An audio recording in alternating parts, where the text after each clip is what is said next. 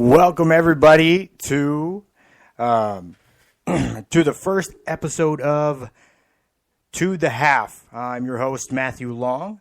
We're going to be getting into a few different topics today.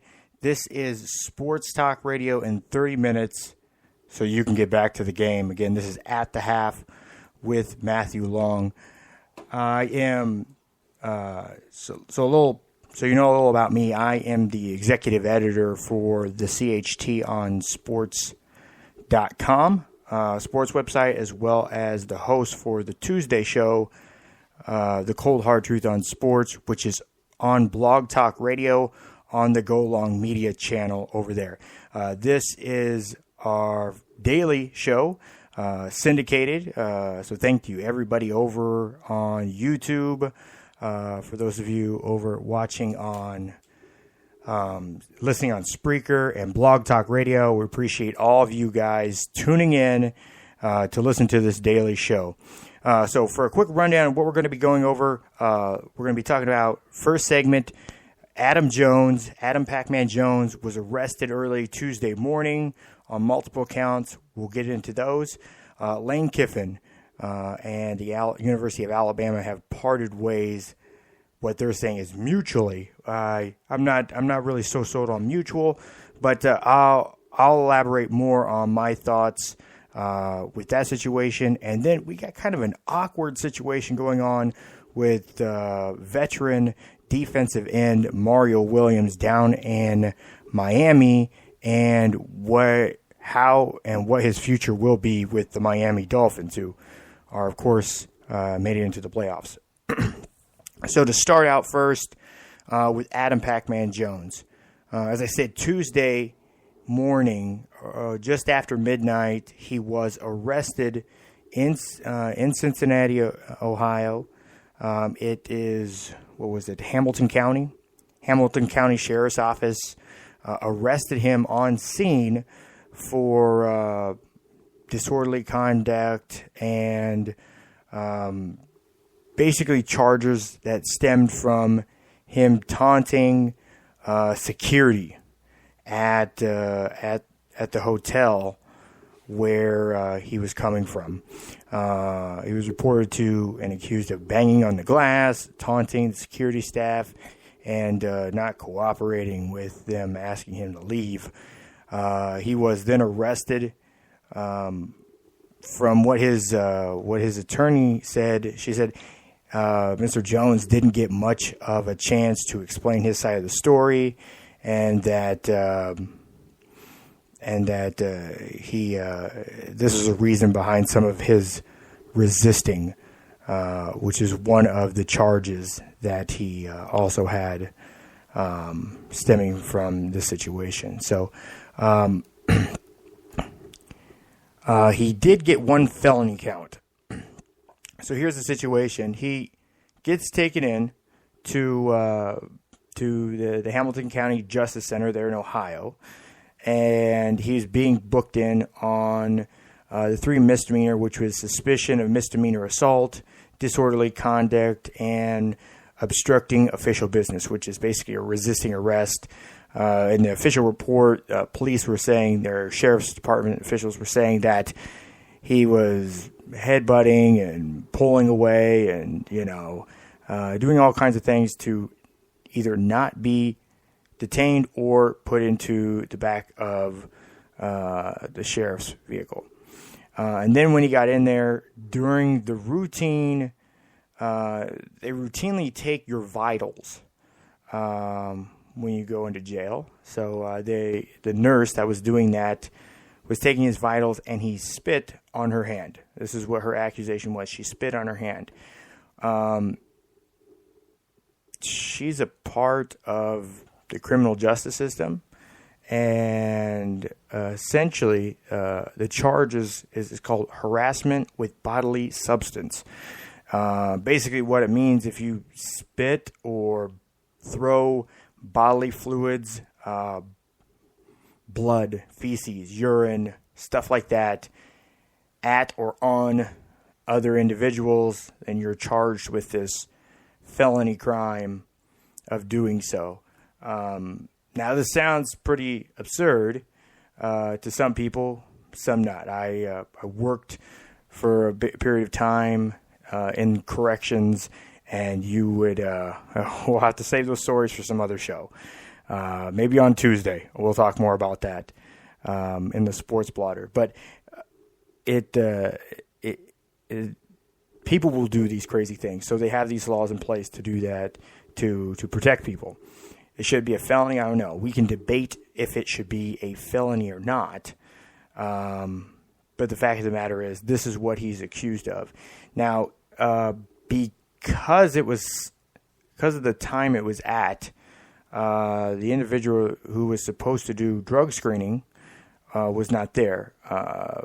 The judge ordered him to have a drug screening done for HIV, STD, and TB. Following that arrest because of harassment with bodily fluids. So because he spit on her, he then had to wait to get tested. He was not able to get tested because of the time of day, so the earliest he was able to get out was Wednesday. The judge granted his bond, was set for $37,500. He had a brief court appearance, and he's set back to return to court on January the 13th. Now, the big question is around this: what will the Cincinnati Bengals do? As we know, this isn't Pacman Jones's first run-in with law or trouble.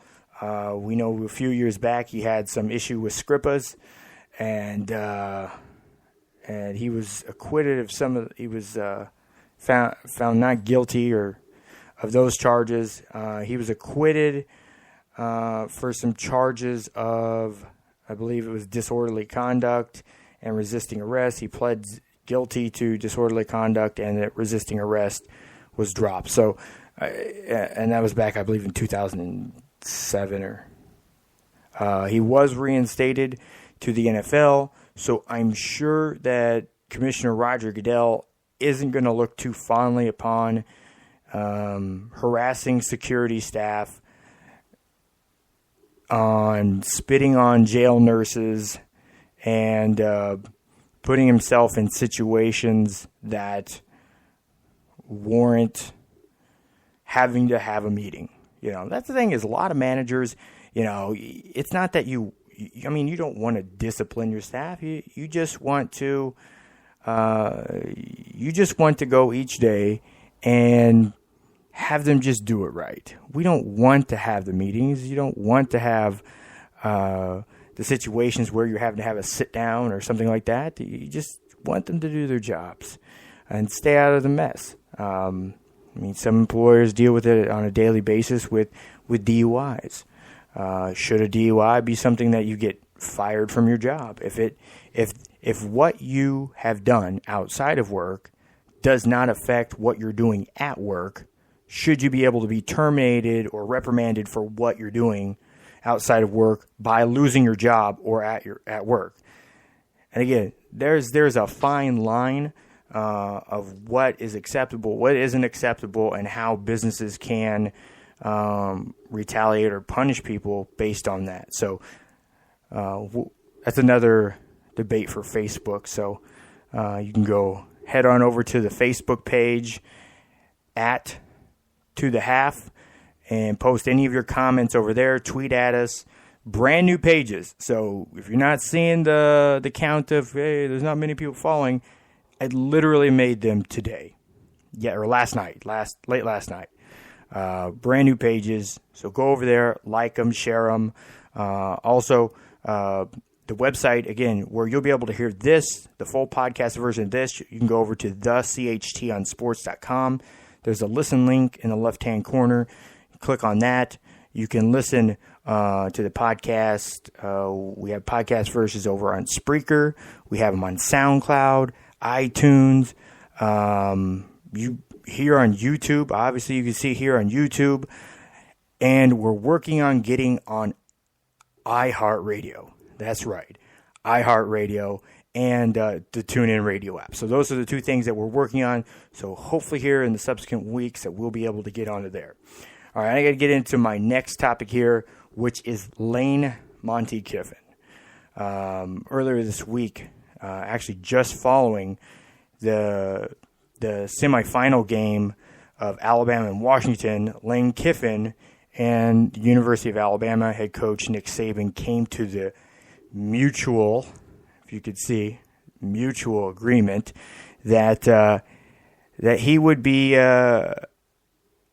that he would no longer be there. He wasn't going to be the offensive coordinator for the national championship game, which is kind of odd. If you were there for the semifinal game and you only have one more game, why wouldn't you want to be a part of that and get your ring? Because if you aren't there for the title game, then if you probably don't get a ring, and you can't say you won a title. You can say, I did so much to build us up to get to that point, which Lane has and has talked about at great lengths. But it's not really being there and doing it. So it's kind of peculiar the way that it does. I know Saban is one of those practical thinkers, really regimented. He likes structure. Lane is on the other end. He can run and gun. He's a creative thinker. He's somebody that's, always looking at different and new ways outside the box. Saban's in the box, and Kiffin's outside the box. So they've always kind of competed against each other with personality. It made it work for quite a while. Lane was able to convince Saban to rehaul the entire offense.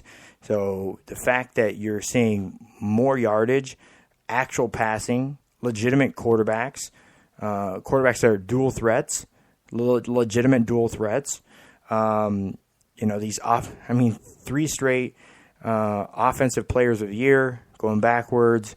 You got Hurts. Last year was Henry, and the year before that being Amari Cooper. So again, and if you look at, you can't say that his offense hasn't helped. Look at the number of points per game that they're scoring. Look at the balance and change in the offense. Look at the type of plays and schemes that they're running. If you just want to look at Julio Jones, an elite wide receiver in college and in the NFL, he caught about 75. I think it was 75. He had 75 receptions his senior year, his best year. Senior year, 75 catches. Amari Cooper, his senior year, was 124, 25 catches. So the amount of actual production that players are getting in the skill positions and the quality at which that they're looked at on that stage because of the scheme of the offense and because the plays and stuff Lane's calling, you got guys that are, again, offensive players of the year. So, again, and he also has, a Heisman, thrown in there as well. So it's interesting to see some of the changes Lane has made and hasn't got a lot of credit for. I know we were talking on the Tuesday show. People talking, Kiffin hasn't done it anywhere. 7-6 season at Tennessee and being able to basically maintain what they had been doing in only his first year. He didn't fall back any. He didn't go up any. But after 1 year there, he bounced. He went to USC, and he pretty much won 7, 8, 9, 10 games. His second year there, he was 10-2. When you have the president of the college and the athletic director telling you, hey, listen, these sanctions aren't going to really hurt us. They're not going to have any effect. You don't have to worry about it. And then you're hit with something the LA Times deemed something almost as equal to the death penalty, losing 30 scholarships over the course of 3 years. And all these sanctions fell down after he took the job. He could have backed out, yes. He could have stayed, maybe work something to stay back at Tennessee or go as a coordinator somewhere. But he said, no, I'm going through with this. And nobody thought the sanctions would have as much impact as they did. And he still was able to win, 8, 9, 10 games. I mean, even when he was fired, he was 3-2. So he hasn't had a losing season as a head coach outside of the Raiders. And Al Davis was crazy. We all know Al Davis was crazy. I think he loved firing people, maybe even more so than hiring people. So it was always a kind of a strange thing with Al Davis. Kiffin wanted to go for Megatron. You know, he wanted to get, you know, that offensive weapon there and stick with what they had at quarterback.